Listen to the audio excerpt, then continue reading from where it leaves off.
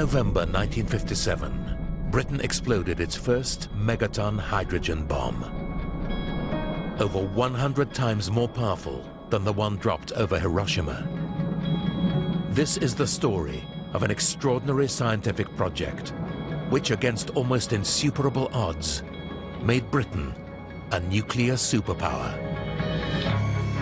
It is told through unprecedented access to Britain's top-secret nuclear research facility at Aldermaston, including the only interview ever by the man who was for decades this country's bomb maker-in-chief. Here we have the first hydrogen bomb that went into service with the RAF for the United Kingdom. With archive footage and photographs especially released for this program. This is the very, very early stages of the weapon going off, running at about 125,000 frames a second. Including interviews with scientists and veterans, many speaking for the first time. A bomb came loose whilst the aircraft was flying over Dorking. He said, well, the government's just announced that we're going to make a hydrogen bomb. We don't actually know how to do it. Have you got any ideas? This is the inside story of how Britain's bomb was built.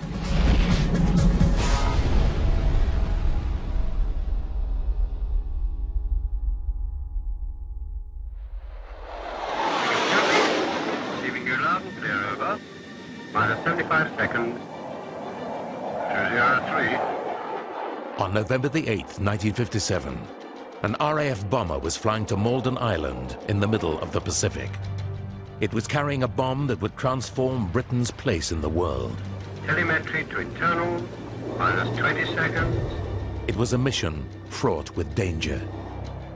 We were flying between 40 and 50,000 feet, and we were given the clearance to go ahead. Bomb doors open. The actual point that the bomb had to explode at was at 8,000 feet and several miles off the island over the sea. Minus 10 seconds. 202. Steady. Steady. Steady. Steady. Steady. Bomb away. At 1747 Greenwich Mean Time, the valiant bomber dropped its payload, a massive hydrogen bomb. The crew then had just 1 minute to escape the blast, with a sharp 140-degree turn. When we did release the bomb, we had to do a quick getaway, or we called it an escape maneuver, away from the danger zone so that the bomb didn't explode immediately underneath us. My job as a co-pilot was to monitor an accelerometer which told the captain how much G-force he could pull without the aircraft stalling. In the event, as we rolled into this tight turn, a wire broke off at the back of the instrument, and so I wasn't able to tell the captain he was getting near the limits of how tight a turn he could do. And at that instant, the aircraft started to bounce around as though we were coming to the stall, and the engines also started to have a little bit of a burble, which meant that things were not quite right. The bomb aimer was thrown back into the nose of the aircraft by the extra G-force placed upon him. It was dangerous. We didn't have time to think of how we got to get out of it. It was just pure flying skills to correct the stalling, and we just turned as hard as we could go and head away from the explosion. It was a close-run thing, but the Valiant escaped from the blast zone.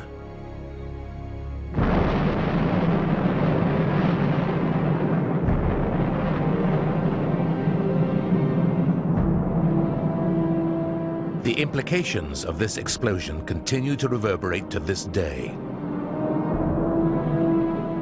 For better or worse, by developing its own hydrogen bomb, Britain had forced its way into the elite group of nuclear superpowers.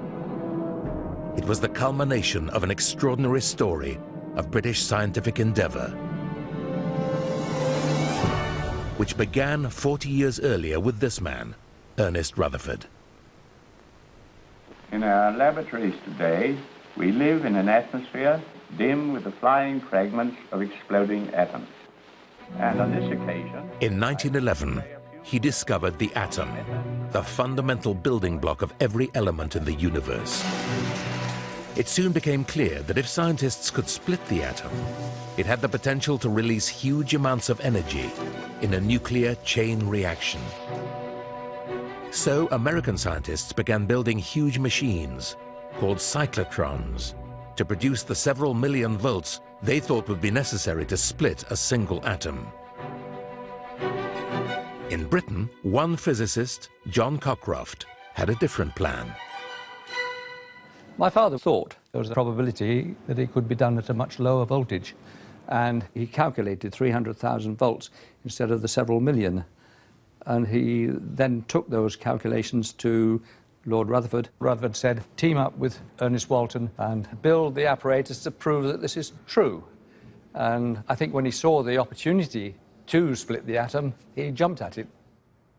The two men still had to create their ambitious experimental apparatus from scratch.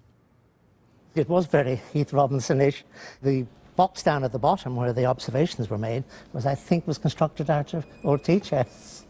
Must have been a bit cramped in there, though my father never actually remarked on how cramped it was, except when he mentioned that he had to try and squeeze Lord Rutherford into the small box, and he was a big man. This later version in the Science Museum shows how the 300,000 volt electrical charge was created. Well, this is known as the Cockcroft-Walton voltage multiplier, because what it does is it takes a low voltage, steps up to the high voltage that we need if we're going to split an atom. It's rather like a step of staircase with a number of steps. Charge can flow up one step, then up the next step, and so on, right up to the very top. And at each stage, it is building up the voltage. So at the very top of the machine, you've got the high voltages that you really want if you're going to try and split a nucleus. The apparatus would fire high-energy particles at lithium atoms with the aim of splitting them into subatomic alpha particles. On the 14th of April, 1932, Walton switched it on. And he saw these little sparkles of light. These photographs captured the results. We're looking at the paths that are left by the alpha particles as they speed away from the splitting nucleus. Now, we can't see the alpha particles themselves. They're much too small. But we can see the trails they leave behind. The atom had been split. It was a massive British scientific achievement. Now, scientists worked to see if splitting the atom could go on to start a chain reaction, which would unleash extraordinary forces. When an atom is split, it produces smaller particles, most notably neutrons. In theory, it was possible these neutrons would go on to split other atoms, so triggering more neutrons, leading to more splits, creating a chain reaction. This would release more energy than had ever been dreamt of. It seemed to be a thrilling prospect.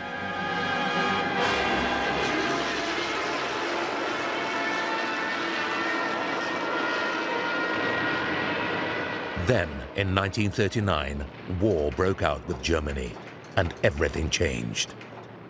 Now, nuclear research became a matter of life and death, because the scientists knew that it could also be used for a much darker purpose.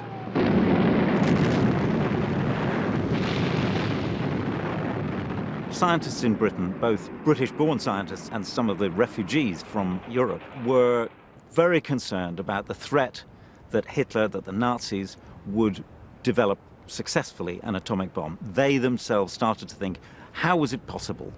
What would you have to do to make this happen? Scientists had worked out the major problem to overcome in order to create an atomic bomb concerned the fuel. The key material was uranium. Initially, it was thought that so much would be needed that a workable bomb was impossible. But two German physicists who fled the Nazis and came to Britain thought differently. Rudi Piles and Otto Frisch made a breakthrough by working with a special type of uranium called separated uranium. From the theory of the fission process, we could estimate how much you would need to produce a chain reaction in the separated uranium, and we were surprised to find how small it was, only a few pounds. It wasn't the tons that one intuitively had guessed before. This discovery was a major turning point. It showed that in theory, a bomb could be built. And then we said it's frightening that the Germans might have realized that too. And the idea that Hitler would have this weapon before anybody else got it was frightening.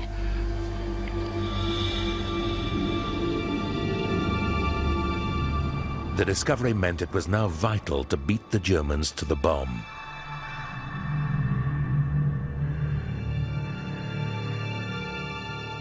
Rhydd Mwyn in North Wales was one of the most secret places in wartime Britain.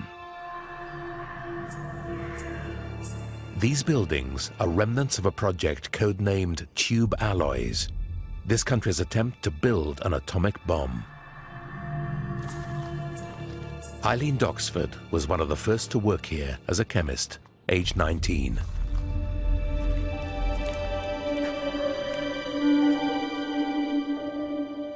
I was calibrating an instrument every 20 minutes, but I didn't really know what I was doing. I was told that only 2 people knew what we were actually doing, and that we had to just accept and do the job that we were given as well as we could. And we had not to discuss it with anybody, not even your dad. Eileen didn't know it, but the Rhydd Mwyn plant was designed to make uranium isotopes for the atomic bomb. The process was designed and supervised by Rudy Piles. His daughter Jo remembers the pressures her father was under to force his technology to deliver. It was the forefront of science, what they were doing here. It had never been done before, it had never been tested, and it was back of an envelope job that they were designing into something that became a huge industrial process.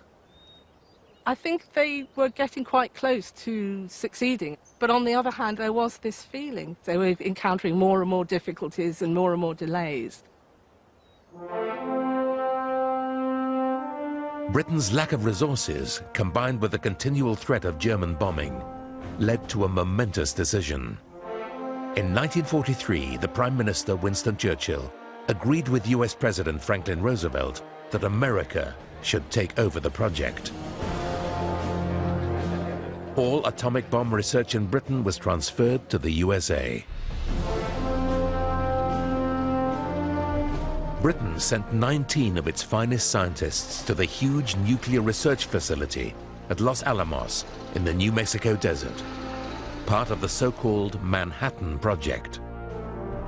One of them was Rudy Piles, who was so eminent that he was able to choose who would go with him. One of the people that he asked to accompany him was Klaus Fuchs, who apparently had the most brilliant mind. He was called a calculator because he was able to do calculations much better than anyone else.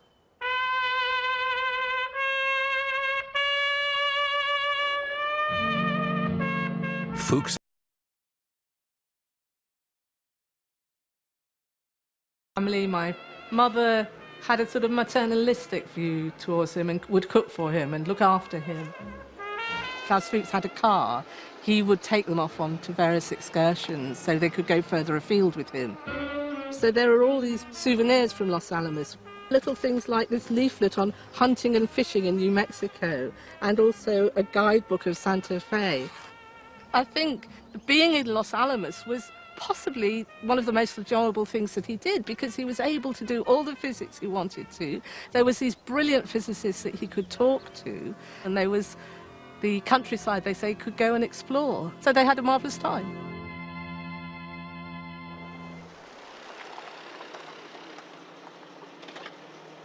On July 16th, 1945, Piles, the man who had first calculated that a bomb could be built, witnessed the first ever nuclear explosion in the American desert.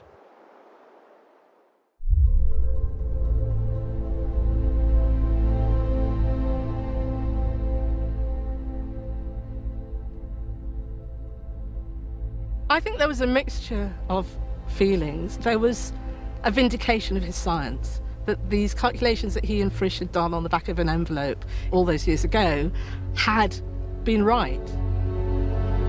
It was the first time anyone had seen this mushroom cloud.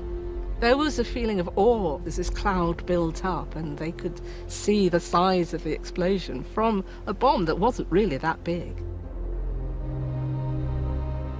Within a month, atomic bombs were dropped on Japan, which ended the war.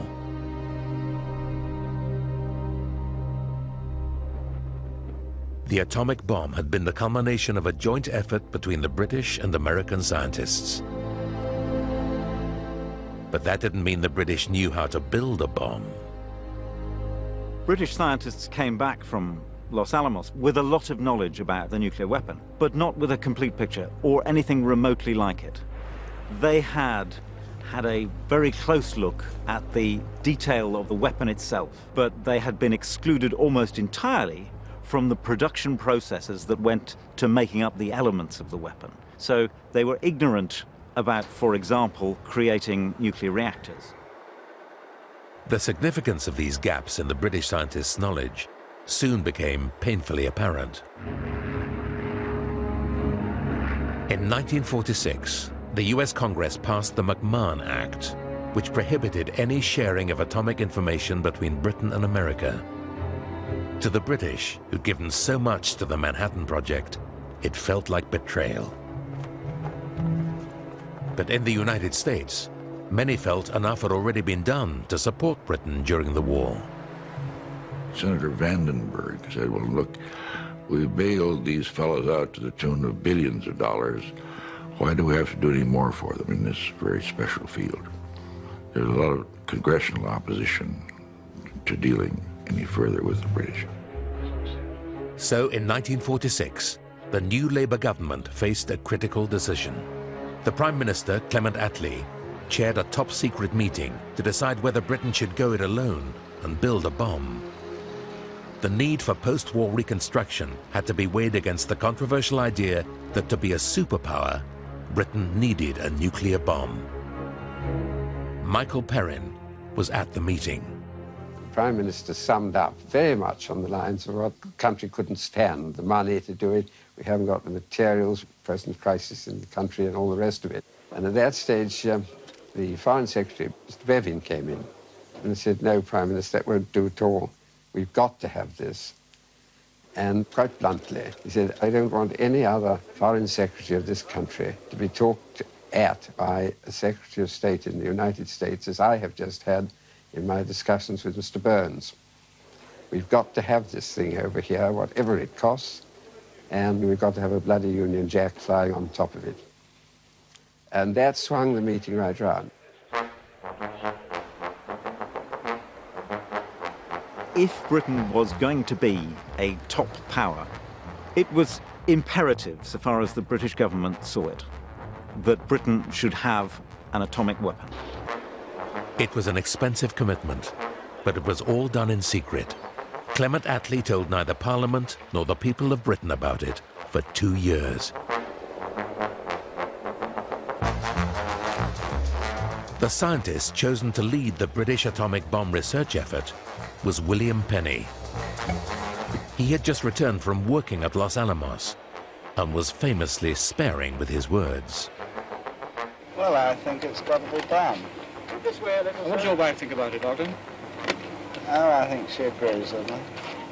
And in your spare time, in your free time, what do you do? It's a complete contrast to the work that you're doing now. I usually play golf. When I get the chance. Yes, keen golfer. From his work at Los Alamos, Penny believed the plutonium, which could be manufactured from uranium, was the material for the core of the bomb. The first problem he faced was creating the temperatures and pressures necessary to initiate a fission chain reaction. For the first time, Britain's chief atomic bomb maker, Ken Johnston, explains the principles of the design the scientists settled on. Penny and his designers decided to go for an implosion system which would compress a central plutonium ball, and they did it by surrounding it with high explosives And the high explosive had to be set off simultaneously so that there was a symmetrical implosion which converged on the plutonium ball absolutely symmetrically and compressed it to many times its original density. The fission chain reaction built up, and finally the whole thing exploded with enormous force. So that's the principle of the implosion system. But as Ken Johnson demonstrates, designing an explosive which could compress the core was a tremendous challenge. What we have here is about 0.5 kilogram of ordinary explosive, the flat end, and it's powerful enough to blow in the front of a house. And what we're going to do is we're going to place it on this piece of steel and detonate it, and then we'll see what happens.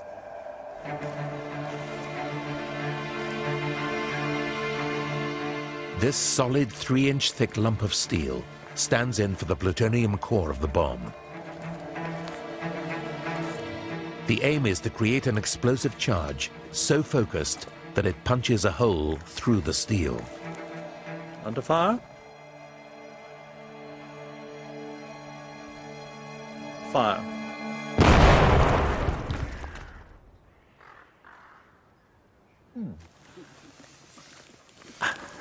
What we can see here is a very shallow depression when the flat detonation wave has struck the plate and it's made a small depression in the steel. Now, to compress a ball of plutonium, you need to focus the energy to the center of the device, and this sort of thing, a flat explosion, slap, is not going to do the job for you. Did you say I've got a lot to learn? For 5 years, the British scientists worked with a wide variety of explosives, experimenting with the materials and the shape needed for the explosive charge. Since this is the perfect spot to learn. A lot of people came to assist with the high explosive end of the business, casting and machining and forming the explosives into the correct shapes to produce the implosion system. Help me solve the mystery of it. They came up with a design that produced the necessary temperature and compression. Teach me tonight. This is a small-scale version of that explosive charge. What we have here is a fast detonating explosive and a slower one. This is the slow explosive, and it is shaped to mate up with the hollow curve of the fast detonating explosive here. The two fit together, and the combination of the two makes an explosive lens. This is now going to focus the energy right on the center point of the detonation.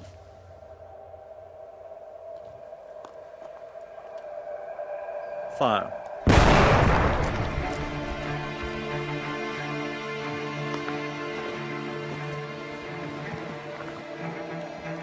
Well, you see the whole thing is bounced and flipped right over, but if we look at the face exposed to the explosive, you'll see that it's a very sharp hole indeed, which shows you how well the explosive charge has focused its energy to produce this very deep hole in this piece of steel.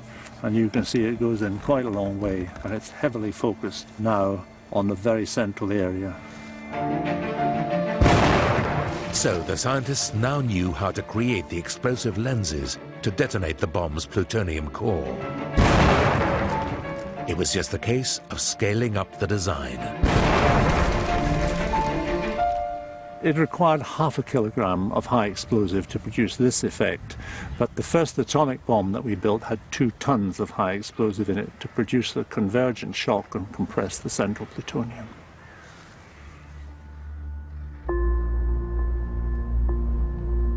While scientists worked to build the bomb, a group of engineers confronted a very different set of problems. This is Orford Ness, a desolate stretch of shingle and stone on the East Suffolk coast.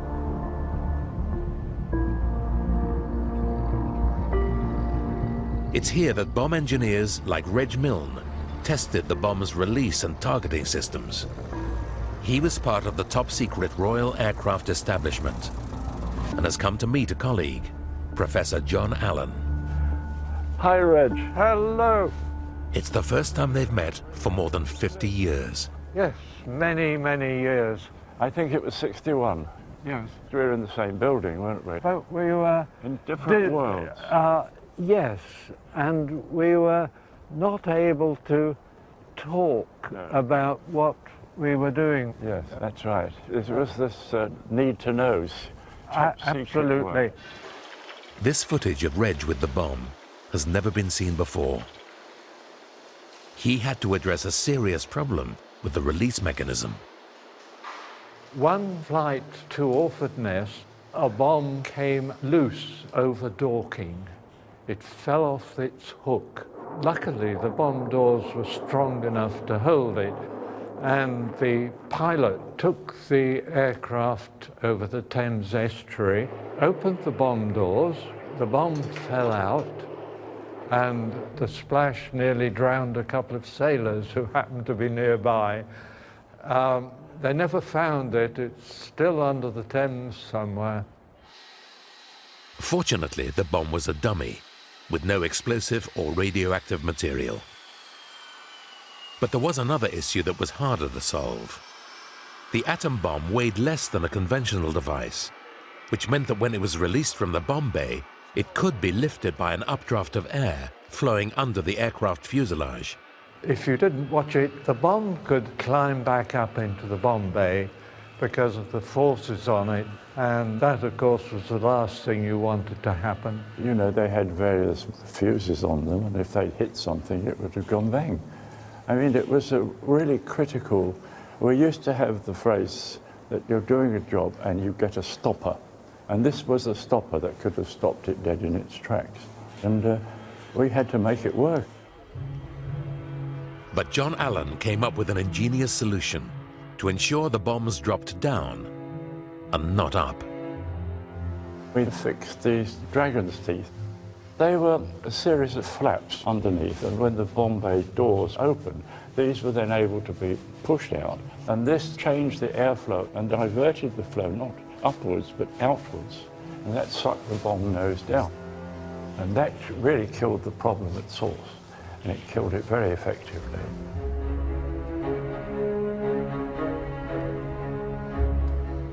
People who can handle this chaotic process of sucking it and seeing it, not knowing whether you've got a solution, that is real engineering. By 1949,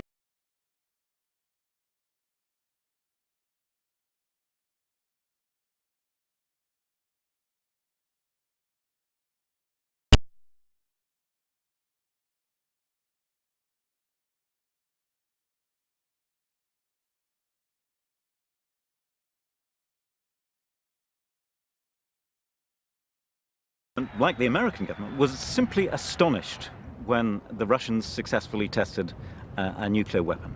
There was shock and there was terror.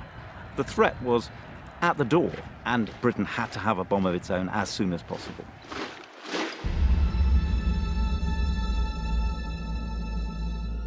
But the second blow was even more catastrophic. The Americans had uncovered a series of telegrams which revealed that a British scientist who'd worked at Los Alamos and was now at the center of the British atomic establishment was a Soviet spy. Klaus Fuchs. Fuchs had been absolutely at the heart of planning the wartime bombs. He'd also been a key advisor to Bill Penny on making the British bombs. He had given the Soviet Union lots and lots of information to help them develop a bomb, and they must have owed a lot to Klaus Fuchs. Fuchs was arrested, but the damage was done. Politically, it was a disaster. There was a human cost too. Fuchs had been the protege of Rudy Piles, and they'd worked together at Los Alamos. The Piles family were devastated. I think they were hurt in the same way that if anyone in your family betrayed you, you would be hurt. My mother wrote him a letter, and she said to him, "Do you realize what will be the effect of your trial on scientists here and in America? Do you realize that they will be suspected not only by officials, but by their own friends, because if you could, why not they?" "Oh, Klaus, my tears are washing away the ink. I was so very fond of you. This letter is just a sea of ink." His protégé's spying had dreadful ramifications for Rudy Piles. For my father, there was a whole stigma associated, and it affected quite a lot in his work. But after he died, somebody published an article that said that my parents were spies. I had probably a millisecond of time when I thought to myself, well, maybe he was guilty. And that millisecond of doubt I will never forgive the authors of those articles for, because he was such a truly great man, he was such an honest man, that it was wrong that I doubted him, and I shouldn't have done that. And for the British government, the timing of the Fuchs exposé could not have been worse. The British never stopped trying to persuade the Americans to resume cooperation. And after the news that the Russians had the atomic bomb, they felt they were making progress. There was a certain softening going on. As soon as it was revealed that Klaus Fuchs had been spying and the scale on which he'd been spying, the Americans simply pulled up the drawbridge. That was the end of it. The door slammed. Because they were certain now that Britain could not be trusted with nuclear secrets. The need for Britain to create her own atomic bomb had never been more urgent. So, in 1950, work began at Aldermaston in Berkshire to create an advanced centre for Britain's nuclear weapon research, known by some as the Bomb Factory. It had new laboratories, and many of the country's brightest scientists came to work here. Each department had its own speciality, but it didn't know what the others were doing. There was a need-to-know principle. So there was a great deal of rumour-mongering went on about what they were doing over there. So it was a very strange but exciting environment to be in. Now, in the secure Aldermaston site, the science team were wrestling with the dangerous task of shaping the plutonium core of the atomic bomb. Plutonium doesn't occur in nature. It has to be made in a reactor. It's an extremely dangerous metal. It's radioactive. It is very toxic, so if you ingested it, it will go into various parts of your body and irradiate it. You really don't want more than a microgram ever to escape. A millionth of a gram is bad news, so it is that toxic. And if you assemble too much of it in one place, you will have a chain reaction which will throw it apart and produce a flash of radiation which will kill most of the people within a fair distance of it, not immediately, but over a few days. So it's extremely dangerous stuff and has to be treated with extreme care. William Penny played a key role in solving the problems of shaping the core. But there were those who suspected he had help from an unexpected source. The Aldermaston team struggled for a while with the moulding of plutonium, how you get it into a stable state. But then Penny told them the answer was to alloy the plutonium with another metal. This metal was gallium. They were all convinced that Penny had got this information because he was maintaining contacts with American scientists, he was going out to dinner with them, he was in correspondence with them. They were convinced he'd got this under the table from American friends. A kind of spying.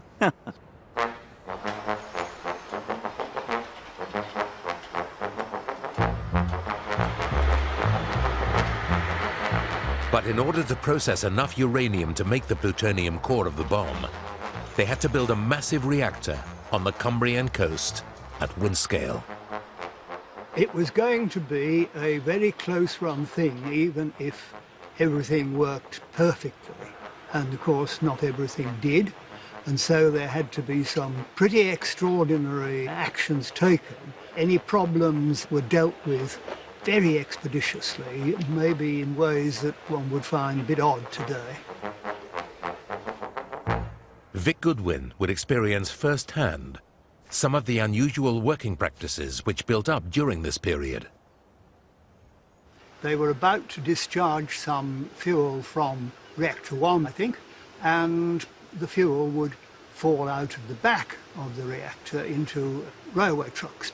But some of it ricocheted along a huge corridor towards the bottom of that big chimney that you can see.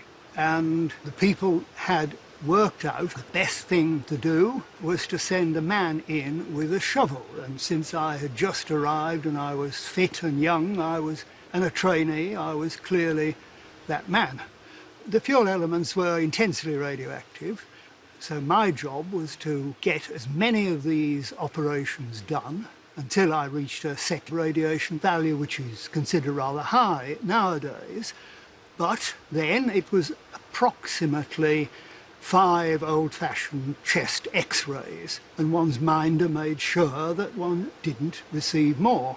So I think people of a nervous disposition or who were not well informed would not be the right people to send in on that job. Unconventional methods were also used when it came to transporting the plutonium. They had to take the plutonium core to Woolwich to be tested for flaws. Now, that was done by placing them in canisters, lead canisters, and putting them in the back of a Vauxhall car and driving them around the outskirts of South London to Woolwich. Unfortunately, the car broke down, and there is this moment when the car is stopped outside a pub, somebody knocks on the door of the pub in the middle of the night and gets the publican to phone somebody, and a backup is brought. Now, that meant that for some hours, the core of the British bomb was sat in a broken-down Vauxhall outside a pub somewhere in south of London. Atomic baby, atomic baby, I'm the atomic baby, and I handle me with care. By 1951, Britain's atomic bomb was nearing completion. And this is what it was all about. At the heart of the top-secret atomic research establishment at Aldermaston, Ken Johnson, for the first time, introduces the bomb they created. This is our first nuclear weapon that went into service. Here is the physics package, which detonates the central core of plutonium. It's operated by a series of detonators, attached, each one to an explosive lens, which focus the detonation wave onto the central plutonium core. And the plutonium core is inserted at the last practicable moment in the top of the device. And here it is. This is a scale model, and you insert it right into the core and click it into place, and then your warhead is armed and ready to be used. And now it had to be tested.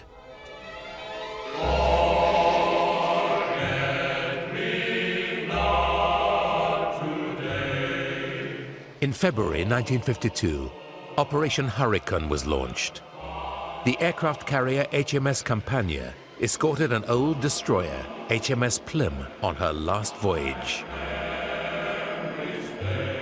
On board the Plym was the atomic bomb, which was to be exploded in her hold just off the Australian coast. Ted Baker, then a 19-year-old new recruit, was one of the photographers on the mission. It was exciting because it was so different to what I'd done beforehand, you know, attending weddings, christenings, portrait photography and so forth on there. So it's totally different, totally different.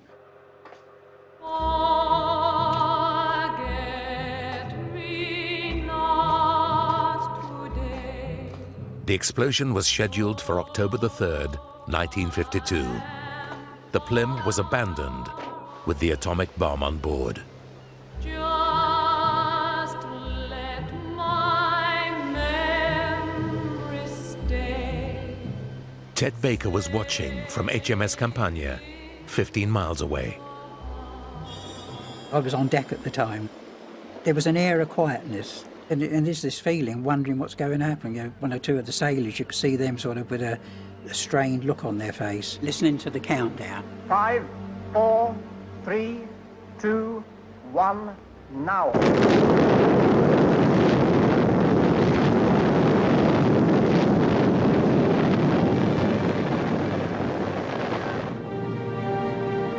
And then when the bomb went off, The flash of light appears, I mean, we had our backs to it, and then when you could sort of turn round, it didn't look like I thought it would look.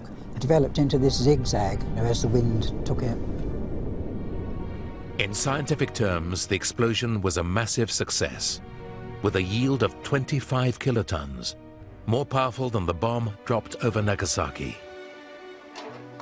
The first few seconds of the explosion were filmed on a specially built camera, which could capture more frames per second than any other camera in existence at the time. This is the Kersel Cine camera. It ran at 150,000 frames a second. It was designed specifically for the very early stages of when the bomb went off. Now, for the first time, Aldermaston has released the images taken by the camera. It's a bit sort of thin there, but it is the very, very early stages of the weapon going off. These are taken every 8 millionths of a second, and they show the fireball developing. And there's a great interest in the rate of growth of the fireball because it gives a good idea of what the overall yield is. William Penny and his scientists measured the size of the historic test, but not all his instruments were high-tech. William Penny would use all sorts of sophisticated methods to do it, but also anything that came to hand, like bent jerry cans. And in this case, Penny was able to deduce exactly what pressure struck these paint tubes, and since he knew the distance, he could tell what the device had produced in the way of a yield. And it was a very simple and cheap and maybe rather British way of doing things.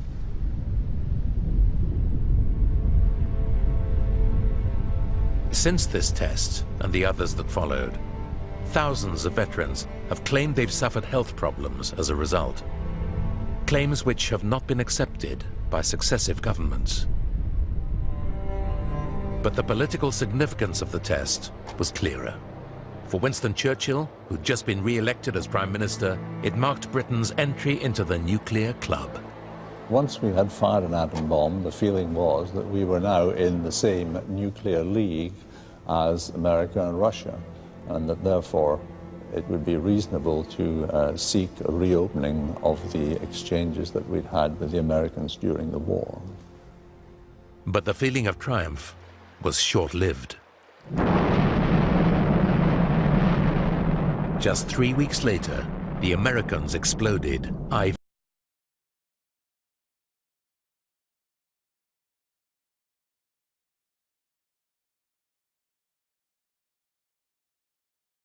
was the first hydrogen bomb. So the hopes that the British had had that by showing they could make an atomic bomb, they would put themselves level with the Americans, were lost. Suddenly they were miles behind again. As one congressman put it when it was suggested that they should resume contacts with the British, he said, "Why would we trade a horse for a rabbit?"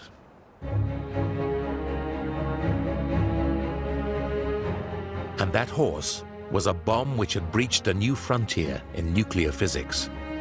It was so powerful because instead of using fission, the splitting of atoms, it had succeeded in harnessing the power of nuclear fusion. This required massive pressure and temperature to fuse atoms together and create exponential amounts of energy.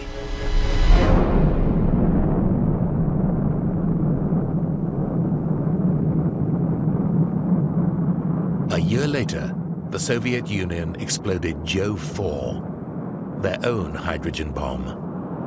The Prime Minister, Winston Churchill, responded by making the controversial decision that Britain should build its own hydrogen bomb. For national prestige, to impress the Americans, and to deter Soviet aggression.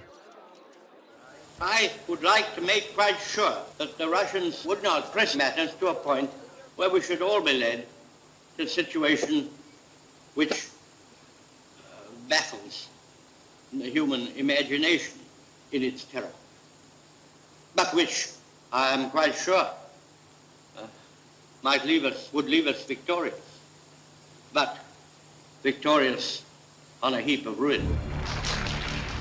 In 1954, he set a target. Britain's H-bomb had to be ready within 3 years.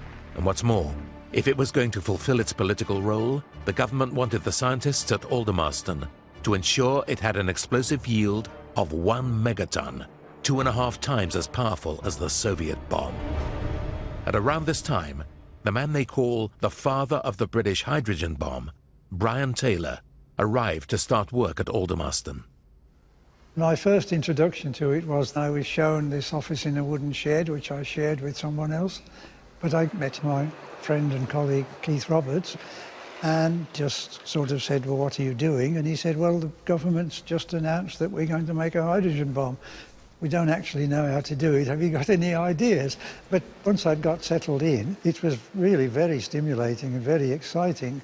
Something, you know, at the forefront of theoretical physics, which is my speciality. And yet, unlike so much of theoretical physics, it was something which might even have an influence on what happened on Earth.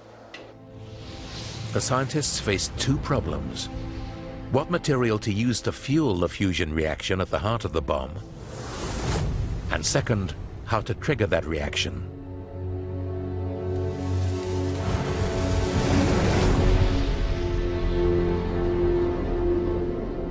The British knew from the atmospheric readings of the American H-bombs that they'd used deuterium as a fusion fuel. But the Aldermaston scientists thought they could do better.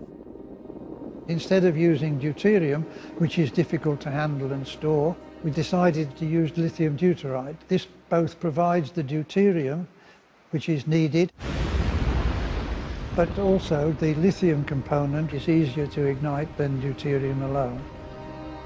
But it soon became clear that igniting a fusion reaction in lithium deuteride required such high temperatures and pressure that only an atomic explosion would start the process.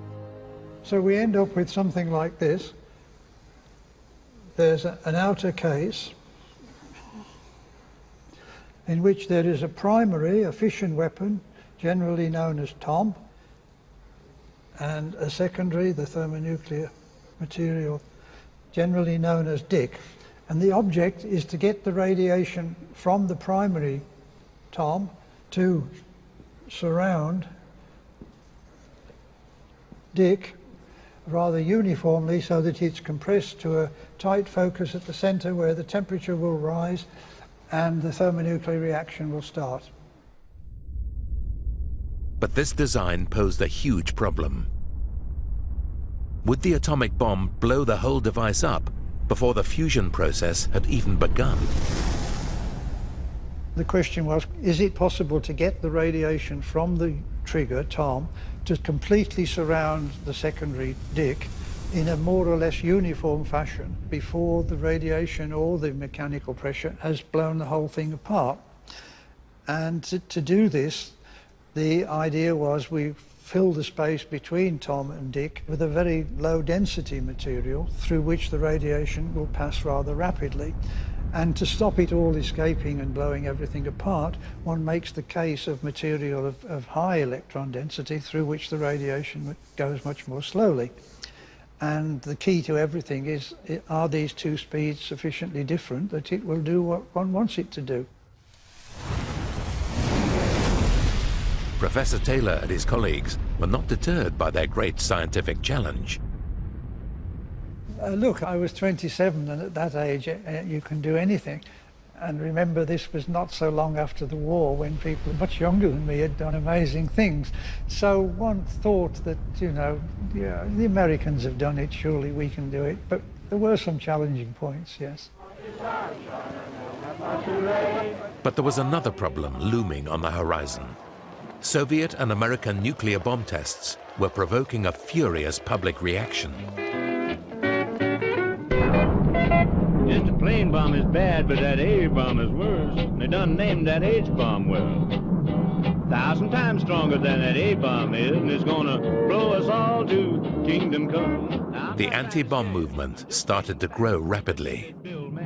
By the mid-50s, there was worldwide public alarm at the risk to humanity and to the planet of these great explosions, that so much radioactive dust was being pumped up into the upper atmosphere that the whole planet was being poisoned.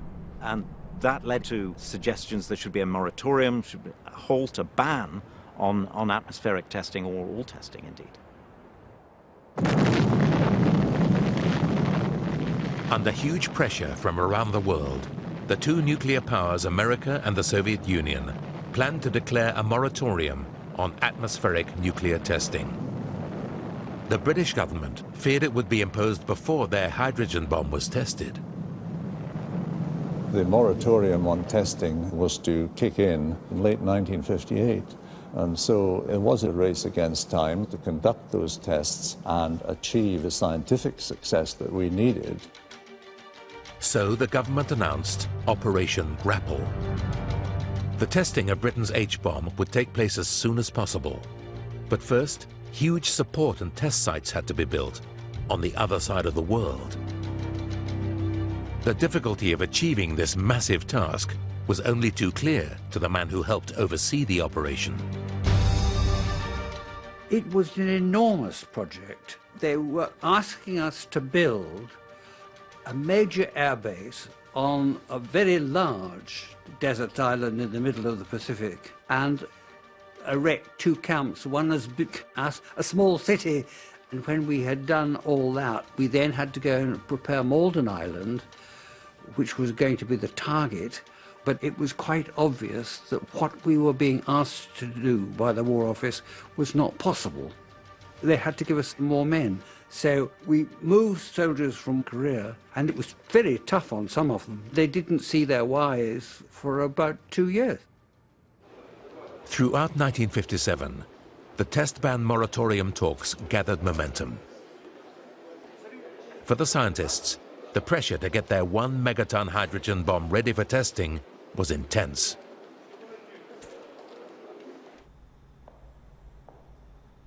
For the first time, Britain's bomb maker-in-chief shows us the hydrogen bomb, which was to become the British nuclear deterrent.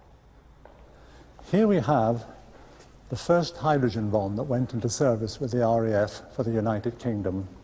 It's codenamed Red Snow, and it's contained in this aerodynamic dropping case, which, however, departs from being truly aerodynamic when you come to the front end, where we have chopped off the end. It's completely flat, and the point of that is to slow the fall of the bomb so that the bomber, which has released it, can turn away and make its escape, because otherwise it could be seriously damaged by the flash and the blast from the hydrogen bomb.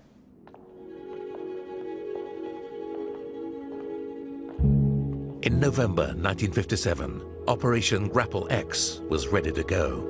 The bomb was flown out to the Pacific in a Valiant bomber. On board were the co-pilot Alan Pringle and his navigator, Derek Tuthill.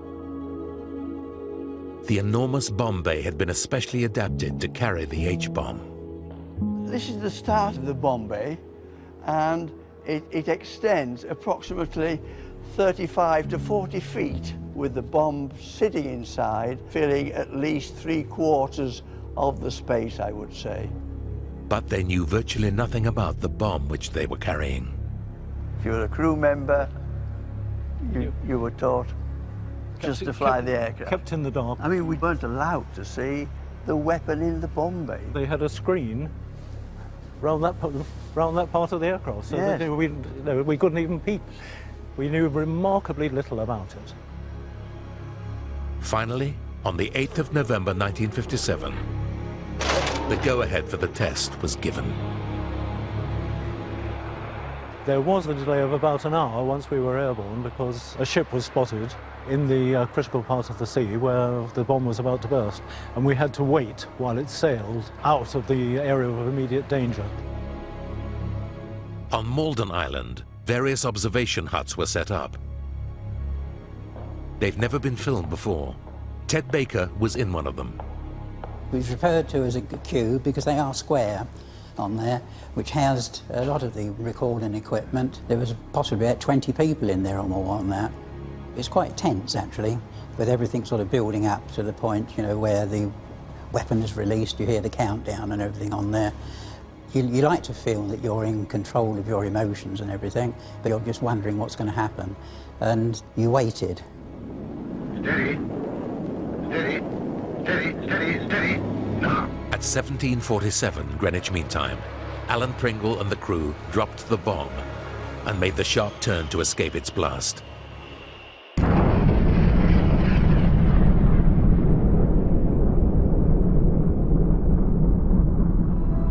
thing I remember most of all is the flash. We had a very dark welder's glass over the windows, and the light from that explosion was so bright it didn't damp out the flash at all. We suddenly saw the outside as clear as daylight. It was far brighter than I've ever seen a light in my life, I think.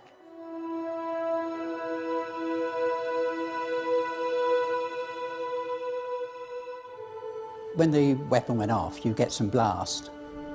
You hear it sort of thump on there. When you went outside to view, then you saw, the mushroom cloud forming into like a tube. It just appeared like a ballerina skirt, and it looked a lot bigger than anything I'd seen previously. The H-bomb had a yield of 1.8 megatons. For the scientists, it was a triumph, although you wouldn't have known it from their reaction. There wasn't any shouting and yelling and hullabaloo at all. It was just scientific people looking at one another and saying, it looks as though we've got something good here.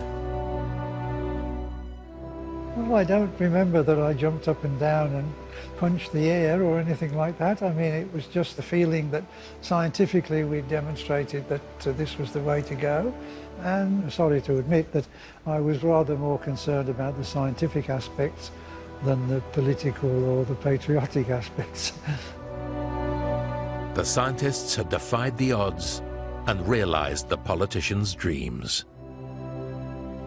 I think having independently developed a hydrogen bomb and pretty soon put one into service, it achieved exactly what the Foreign Office wanted, which was a place at the top table. Shortly afterwards, the American and British governments signed an agreement to share atomic information.